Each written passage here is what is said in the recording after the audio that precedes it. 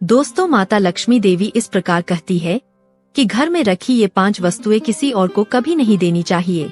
माता लक्ष्मी ने कहा कि अगर घर की ये 5 वस्तुएं किसी और को दे दी जाए तो भयानक गरीबी आती है। अब हम आपको माता लक्ष्मी देवी की एक प्राचीन कथा सुनाते हैं। इस कथा के माध्यम से आपको पता चलेगा कि घर में रहने वाली एक स्त्री को किस प्रकार की वस्तुएं आचरणवान लोगों को भी नहीं देनी चाहिए। जो बेटियां इन वस्तुओं को किसी और को देती है, माता लक्ष्मी देवी उनके घर को छोड़कर चली जाती है। तो इस कथा को आप पूरी तरह से सुनिए, क्योंकि अधूरा ज्ञान हानिकारक होता है। जो कोई भी इस कथा को सुनता है, माता लक्ष्मी देवी उनके घर को धन संपत्ति से भर देती है। तो फिर देर क्यों, कथा शुरू करते हैं। भक्ति से लाइक करें और कमेंट बॉक्स में जय महालक्ष्मी लिखें। इसके द्वारा लक्ष्मी देवी का आशीर्वाद आप सभी को मिले, ऐसी मैं प्रार्थना करता हूँ। दोस्तों, यह पुराने समय की बात है। मध्य देश में एक बहुत ही सुंदर नगर था। उस नगर में सुकन्या नाम की एक स्त्री अपने पति, सास और ससुर के साथ एक घर में रहती थी। वह एक पतिव्रता नारी थी, सत्य धर्म का पालन करने वाली थी और गृह कार्य को हमेशा अच्छे से करती थी। उसका स्वभाव दयालु था और वह हमेशा दूसरों की मदद करती थी।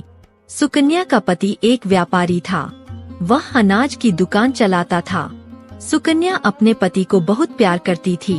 सुकन्या हर दिन पति से पहले जल्दी उठकर अपने घर के आंगन को साफ करती थी, फिर रंगोली बनाकर आंगन को सजाती थी, फिर अपने घर को साफ करती थी, फिर स्नान आदि कर्मों को पूरा करके तुलसी के पौधे को पानी देना, फिर देवी देवताओं की पूजा करना करती थी। इस प्रकार वह प्रतिदिन अपने नित्य कर्म करती थी। सुकन्या ने कभी किसी को अपमानित नहीं किया। वह सबके साथ अच्छे से बात करती थी। सब उसे देखकर कहते थे कि यह साक्षात लक्ष्मी के दिव्य गुणों वाली महिला है। इसके साथ ही दान धर्म के विषय में वह कभी पीछे नहीं हटती थी।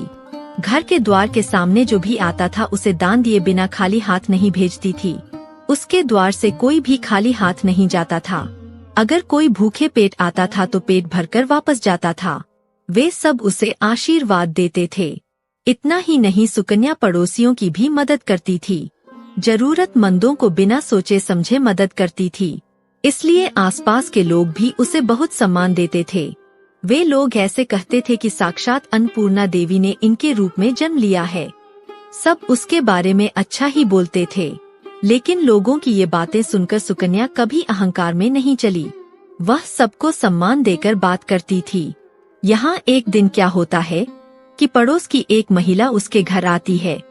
तब सुकन्या कहती है, बहन, अगर तुम्हें कुछ चाहिए तो बताओ, मैं तुम्हें दूंगी।